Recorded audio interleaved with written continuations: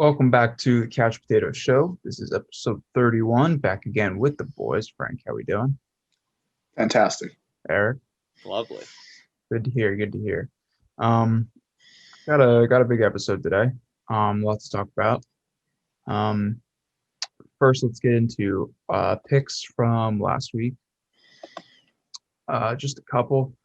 ACC championship game. Everybody had Clemson. Get that right. Mountain West Conference Championship between Boise State and San Jose State.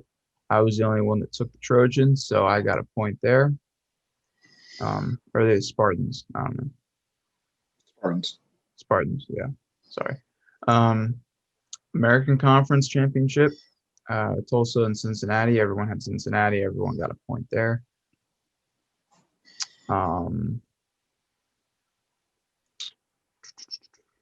Conference USA, I got a point for UAB.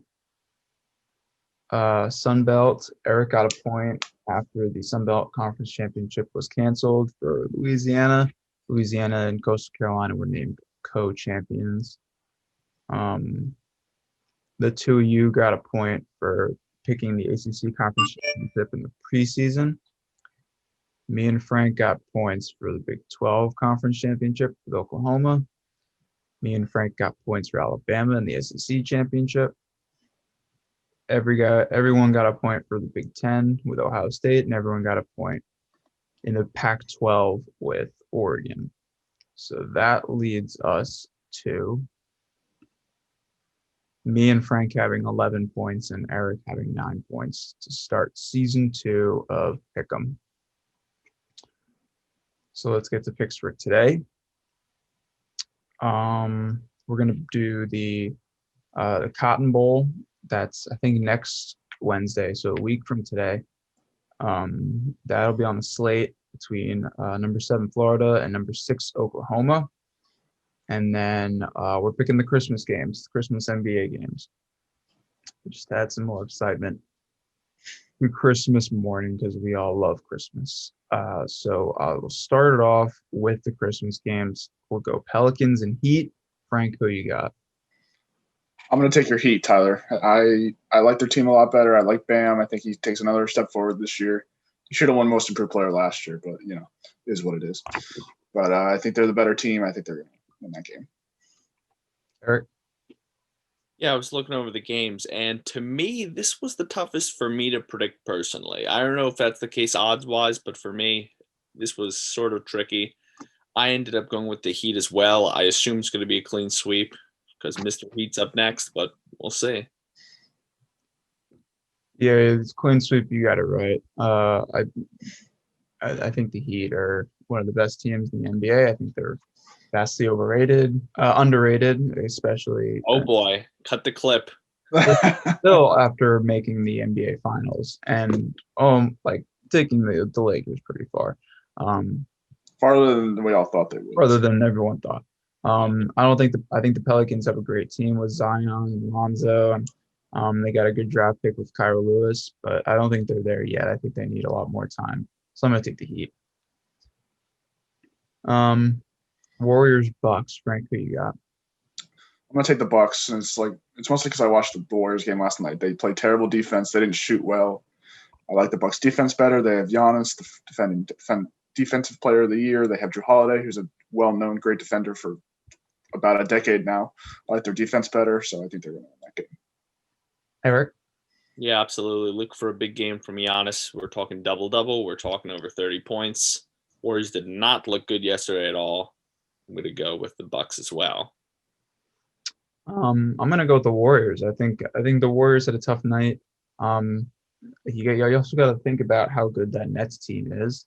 With the additions of Kevin Durant to the lineup this year, I think that team has grown a ton. So that being said, I think the Warriors were just unmatched. I think they'll match up better against the Bucks. I want to see what they can do offensively because Steph played decently well, but he's going to need to do more for them to win. I hate Andrew Wiggins. It's known I hate Andrew Wiggins. I don't think he's very good. That's from his Timberwolves days. But Kelly Oubre didn't play that well. James Wiseman looked decently good, so there's that. Yeah, James Wiseman did look good. It's also his first NBA game, so. Yeah. Let's go Nets and Celtics while we're on the topic of Brooklyn. Frank, who you got? I'm going to take the Nets. Kemba's out, which sucks for them because he's their best point guard. And I like the Nets bench a lot better. Caris LeVert had 20 last night. I just looked at the box score. I was like, what the hell? So that's crazy. Jared Allen looked really good last night. Spencer Dinwiddie. I like the Nets bench a lot more, so I'm going to go with the Nets. Eric? Yeah, this is another game. I'm not really sure where it lays line-wise is in terms of the odds. And I think Katie and Kyrie combined for 48 last night, and I'm willing to bet that they combined for 58 or more versus the Celtics. I'll take the Nets. Yeah, I'm gonna have to go with the Nets too, just because of how good they looked last night. Kevin Durant looked unreal. You never see somebody coming off an Achilles injury look that good, which is scary. So yeah, and the loss of Kemba Walker is gonna hurt the Celtics a lot. I'm excited to see the Jason Tatum KD matchup though. I think that'll be really fun. Yeah, it's gonna be a good one. All right, so clean sweep with the Nets. Let's go Mavericks and the defending champion Los Angeles Lakers. Frank, who you got? I'm gonna go Lakers just because I think they have more depth than the Mavericks do. It's a stars game. You know, you got Luka and KP and LeBron and AD, but I like Dennis Schroeder. He had a great game last night. He finished like 14, 12, and 8, or I think it was something like that. Montrezl Harrell had 17 last night. Kyle Kuzma had 15. This team's better than they were last year.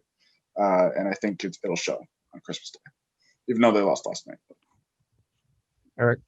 I was so prepared to take the Mavericks if the Lakers just won yesterday, because LeBron's not dropping 2 in a row. I think historically speaking, I think he's had some slow starts to his season, him and his squad, but it's the same thing that happened last year. They also lost to the Clippers by double digits last year to open the season. Yeah. I'm not willing to, just because Frank said, like, this team's improved. This is a championship team that has improved. So I'm not willing to pick against them, unfortunately. So I'm gonna go Lakers. This is a tough one because it's a good matchup. Yeah, and in my eyes, the Lakers did not play to the team that they can, to the level of play that they can get to. They didn't even come close. So LeBron played well. He didn't play extraordinarily well. Anthony Davis did all right. There were a lot of holes on that team. So I'm gonna go with the Mavericks here. I'm gonna take the upset. I think Luka is a favorite to win MVP, and for a good reason. Chris Stapps. And that team also improved a lot over the offseason. So I'm gonna go with the Mavericks. Clippers and Nuggets rematch of the Western Conference Finals. Frank, who you got? I was gonna pick the Clippers, but I don't feel like going all spread. Not spread, but so I'm gonna go Nuggets instead. I think they're both evenly matched, but I think Jokic is gonna have a really good game. There's no one on the. I guess you could throw Kawhi on Jokic, but his size is bigger than Kawhi, so I like the Nuggets in this game. Eric? I'll take Clippers. Maybe Frank would you were referring to as favorites, and I didn't even know. Yeah, I couldn't find the word. Hey, you know what? I'll pull a Pederini, as they put it in the business. Give me the favorites. Yeah, I'm gonna go with the Clippers. The Clippers too. I think the Nuggets are really good. I don't think they built really well in the offseason. I think they kind of just stayed stagnant. They do have Bol though. And Michael Porter Jr. is going to get a lot better this year. Listen, I think all of us totally forgot about Bol when picking our Rookie of the Year picks. Bol is he eligible? He's eligible. He's third in the Rookie of the Year. Freaking hell. I forgot he was eligible. Yeah. But it's like the Ben Simmons situation all over again. No, I'm gonna take the Clippers just because of how good they looked last night. All right, let's move to Florida and Oklahoma for the Cotton Bowl. Florida coming off of 2 consecutive losses to LSU and then Alabama. Oklahoma is on a hot streak. since dropping their first 2 games this season. Oklahoma ranked 6th, Florida ranked 7th. Frank, who you got? I'm going to take Oklahoma, and it's my main reason for this is because Florida doesn't have Kyle Pitts. He opted out, and he's going to go to the draft. He's their best offensive playmaker that's not named Kyle Trask, and I think it's going to be too much for that. That Oklahoma defense is also playing really well, so I think it's too much for Florida to overcome. I'm going to take Oklahoma. Eric? Yeah, I could have been looking at it wrong, but I think Oklahoma is the underdog here, odds-wise, which is kind of confusing to me. But I'm picking Oklahoma. Ride the hot hand. They're coming off a nice win versus Iowa, I believe. It's maybe not. I don't care. But yeah, there you go. Oklahoma. Yeah, Oklahoma is the underdog. Florida favored by 2.5. Yeah. All right, so it's close, but yeah. Yeah. No, I'm gonna pick Florida. I think the loss of Kyle Pitts is gonna be big for them. But they still have Kadarius Toney. They still got Kyle Trask. That offense is still unreal. They're still gonna blow up Oklahoma. It's difficult to rank Oklahoma's defense in terms of where they stand in college football because they do play in the Big 12. So numbers are kind of skewed because a good defense in the Big 12 is a terrible defense in the SEC or the ACC. So for that reason, I think Florida's still going to blow them out, and I think you can hammer that spread, Eric. You got that friend that loves betting. You can hammer that 2.5 spread. Florida by like 30. I'll let him know. Yeah. Just so I can get this right, you guys both had Eric, you had Florida? I don't Oklahoma. Both of you guys, okay. Yeah. So staying on the topic of college football, the college football playoff the final rankings came out the other day. So we have our final four, which would be Alabama 1, Notre Dame 2, Ohio State 3, hold on, I got that wrong. Alabama 1, Clemson 2, Ohio State 3, Notre Dame 4. And we saw Texas A&M ranked 5, and then, like we just said, Oklahoma 6, Florida 7. So where do you guys think, Frank, where do you think the committee went wrong in picking the final four? Again, everyone's going to look at the Ohio State allowance into the top 4, which, again, we talked about last week. I think is fine. They've shown no reason not to. But I don't know why Florida is still so high. They've lost 2 games in a row. One to LSU, who's been pretty bad this year. Meanwhile, Cincinnati is 9-0, and they play a bowl game. So wait for them to play the bowl game, I guess. But still, I think Cincinnati's they've proven they've been a better team this year. So I think they should be higher in the rankings than Florida. Eric? Yeah, I think it's pretty simple. I think I vocalized this last week or the week before, but I don't think Ohio belongs there. I just don't think. How many games they play in total? 6 now. That just seems wrong. I don't know. But they have a great opportunity because that's a narrative, and there are a lot of people saying that. But they have a great opportunity. The way to prove people wrong: win both games, and they got a chance. They do. I think maybe we'll end up predicting this eventually. But I know we did that bracket thing. But yeah, the point is, I think Clemson will beat them, and I don't think it'll be close. I think Clemson smacks them in the first round. But the odds don't reflect that. Of course, Alabama's going to be the heavier favorite versus Notre Dame, and then Clemson's going to be versus Ohio State. I can understand that. But I think Clemson's like less than a minus 300 favorite, which for me is surprising. Maybe I'm missing something. Maybe it's just driven into the fact that they're Ohio State. I get it, but I don't know. We'll see. It'll be interesting. Either way, it's another storyline at the very least. Clemson is favored by 7.5. Well, yeah, but what's the money line? Oh, I don't know what the money line is.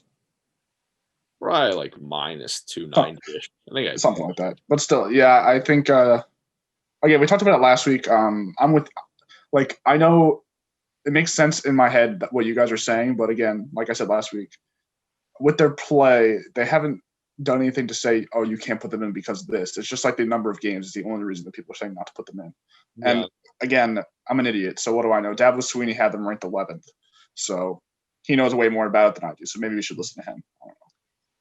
Yeah, it is tough because you do have the Alabama and the Clemson's, Notre Dame, who played 11 games, and now Ohio State, who's only played 6.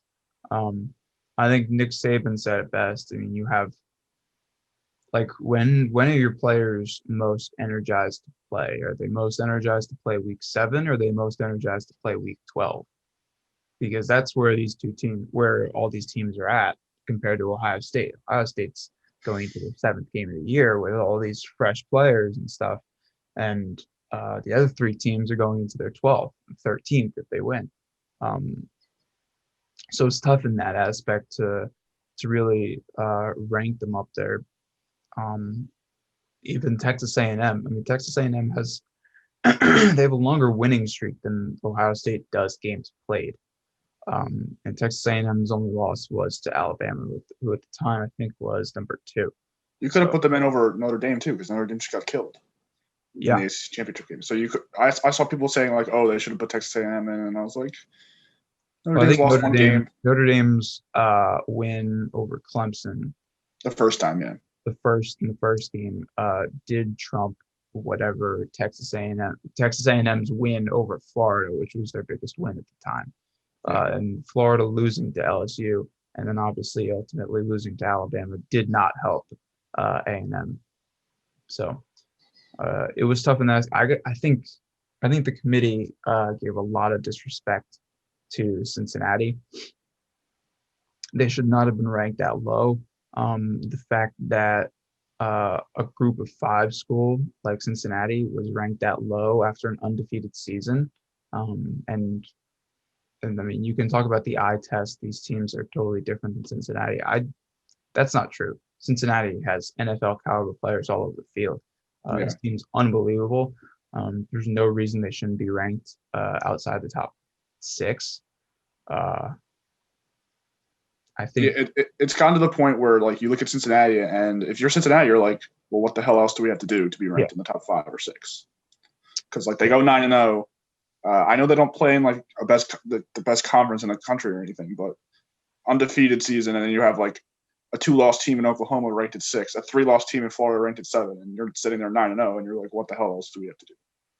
Yeah, and I think Reese David said it best on the selection show on Sunday. He said, "This is just disheartening to all the Power 5 conferences, just because there's nothing you can there's nothing you can do to get into this playoff."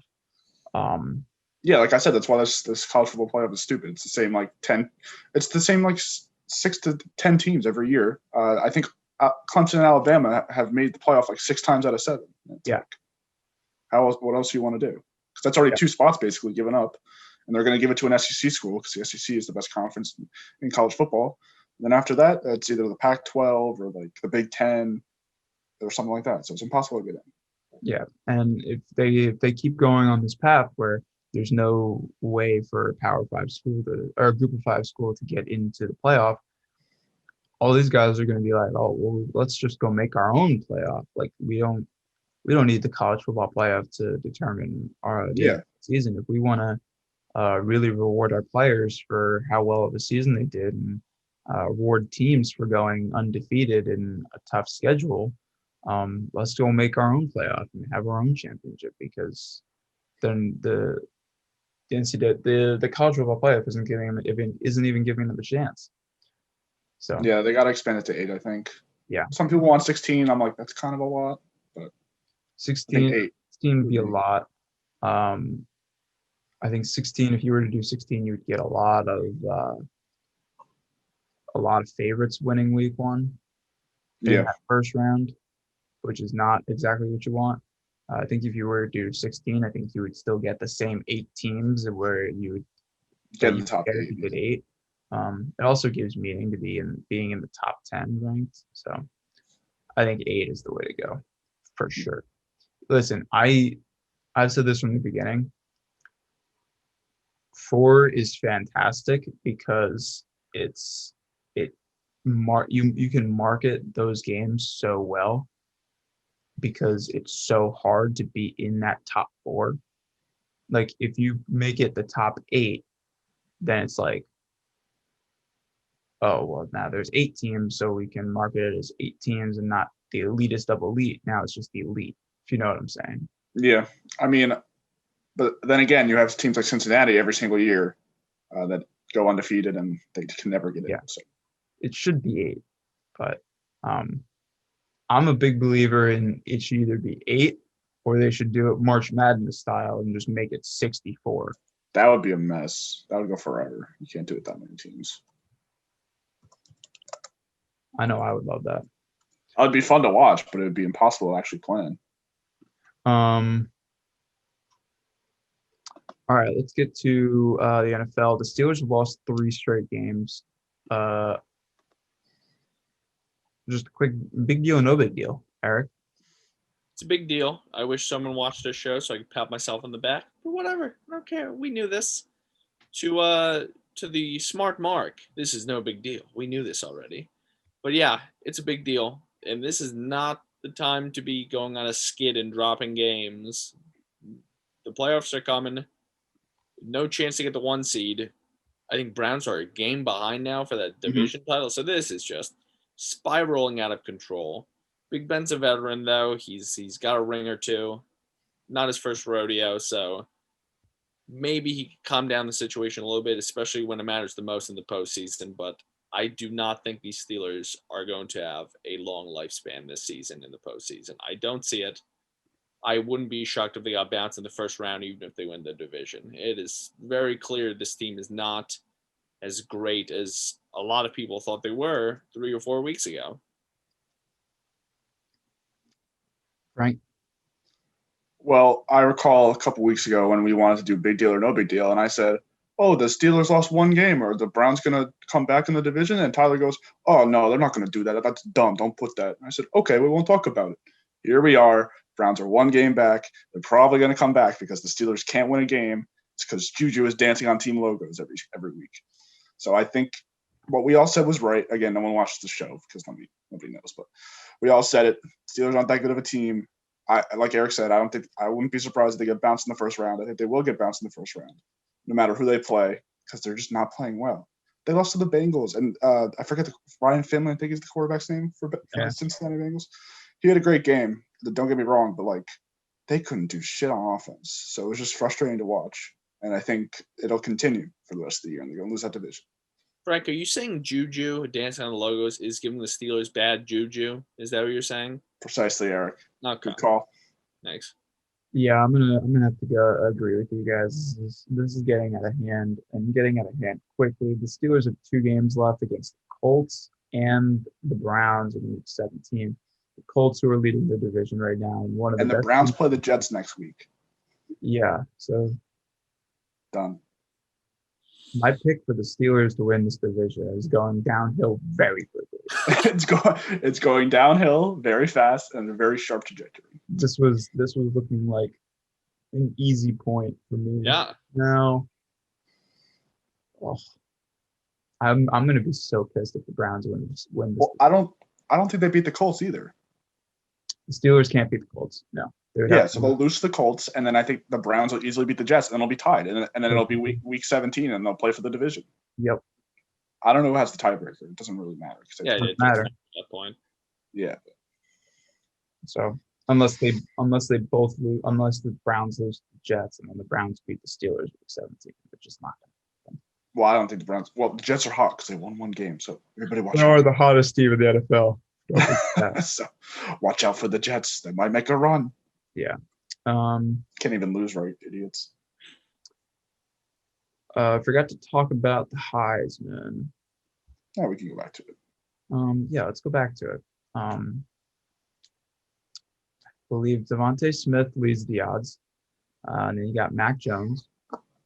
And then I believe Trevor Lawrence is number 3.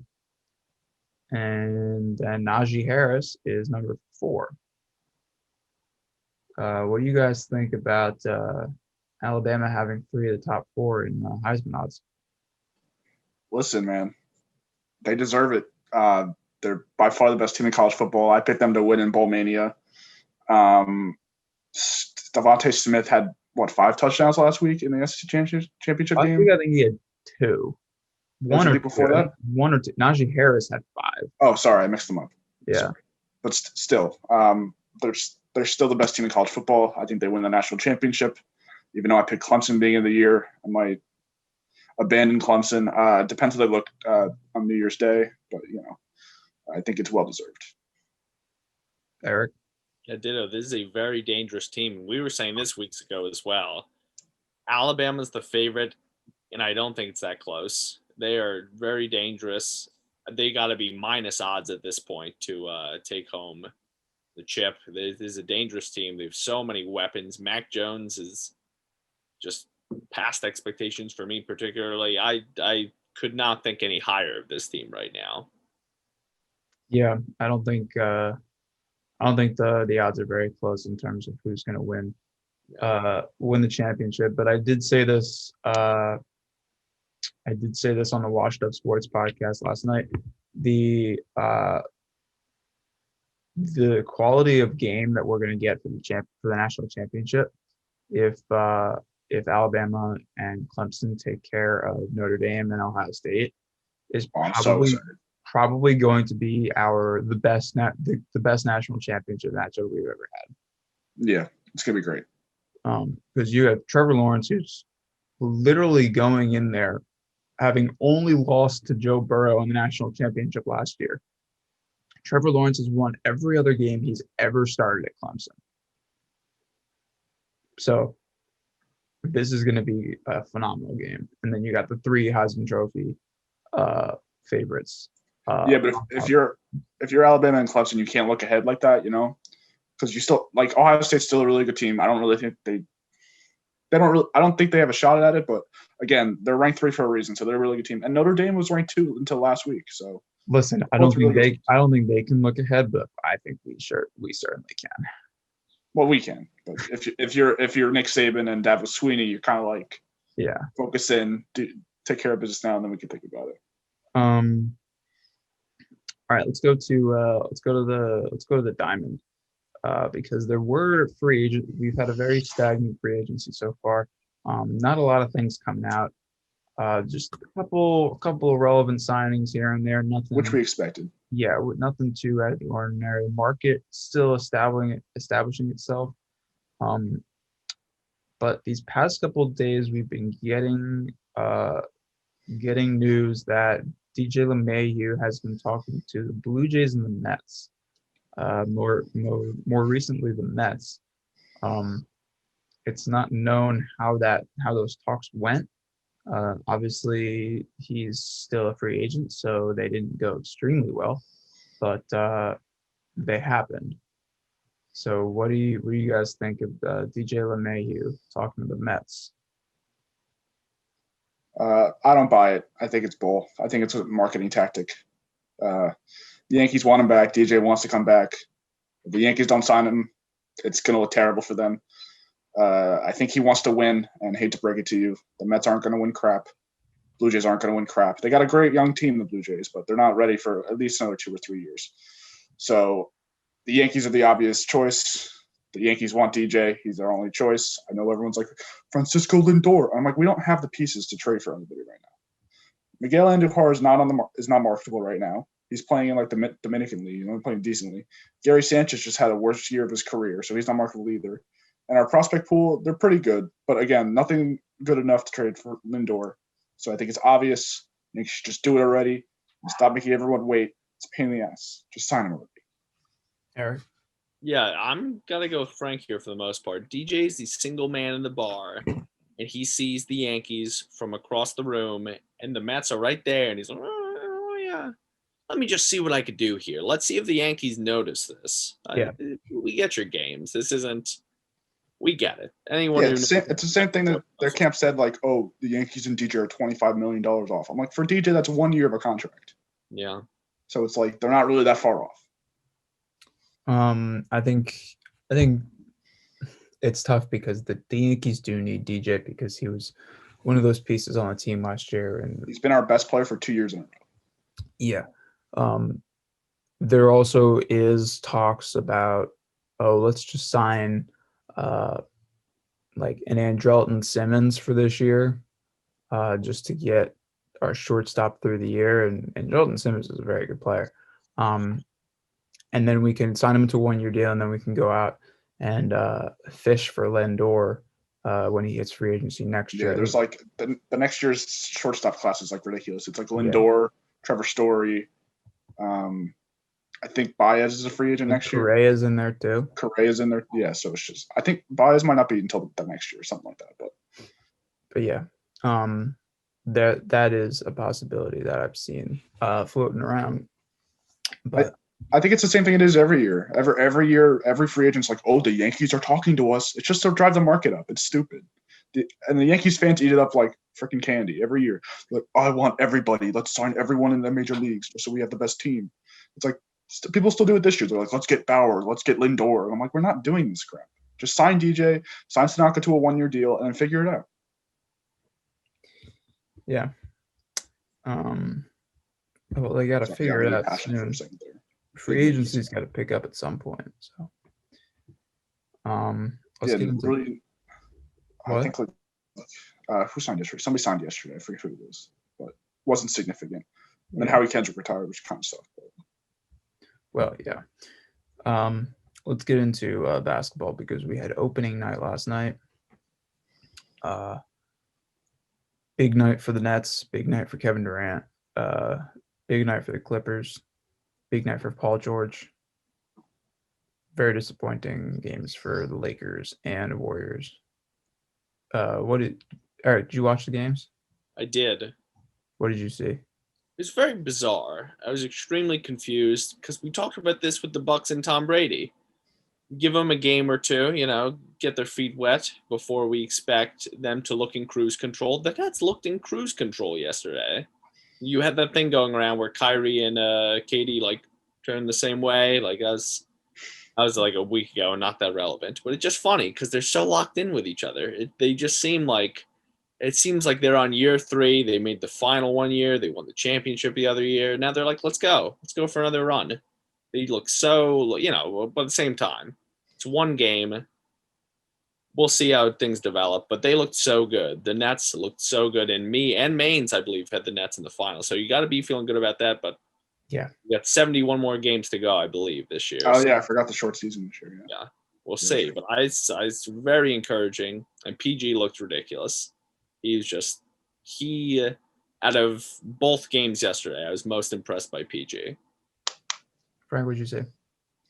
I liked the Nets a lot. Obviously, I think they could improve. Obviously, but again, first game for KD, torn Achilles. I admitted it last night. I was wrong. KD looked like old KD. He scored I think the first 8 out of 10 points or something like that. So he was good. He was really good. Kyrie looked good. His shooting was much better. Well, again, based off one game, his shooting was better than I've seen last year because he was kind of struggling last year. But if you're a Nets fan, which I know a couple Nets fans, you really like the way the team looked, especially the bench. The bench is really good. I should have picked Jared Allen or Spencer Dinwiddie to win 6th Man of the Year, but I'm stupid. So there's that. But for the Clippers, I don't put much stock into it because, again, it's exactly what happened last year. Paul George is Paul George. He's a star player. He's supposed to have games like that. I'm not like, oh, wow, Paul George, look at him. They signed him to a 5-year extension. You're supposed to play like that for your team. So, again, one game, but I did like what I saw out of the Nets and Clippers last night. Yeah, the Nets looked really good. I think KD finding his step this early, especially after the injury, is huge for them. He was supposed to come back for the playoffs, so last year. So he's really just been training and hard. He's been grinding in the off season. It's not one of those off seasons coming off an injury where a player is just doing rehab the entire time. He was in the gym and grinding at full strength. So I think that was huge for him. The fact that he was able to do that. The Clippers looked pretty good last night. Paul George went off. Would have liked to see a little bit more from Kawhi, but he had a good game. Yeah, he had a good game. I think Kawhi's the primary there, so you would like to see him. But Paul George Paul George doing what he does on offense, Kawhi doing what he does on defenses. So that's all they need. Yeah. Again, we need to see more games. I'm not going to put stock in one game. For KD, I will because him just looking good just means he can actually do it. So there's that. But for these other teams, and if you're a Lakers fan, if you're a Warriors fan, well, not the Warriors because the Warriors aren't to be that good. But if you're a Lakers fan, don't get worried. It's one game. They did the same thing last year, and then went on to win the championship. And I think they'll do the same thing this year. So, Yeah. So next week, we got a lot of bowl games to recap. That's pretty much it. Not a ton going on in the sports world this week. Just a lot of bowl games, basketball starting back up. Getting to the end of the NFL season, so we'll talk more about that next week. But yeah, that'll do it for us this week. Signing off with boys. Adios.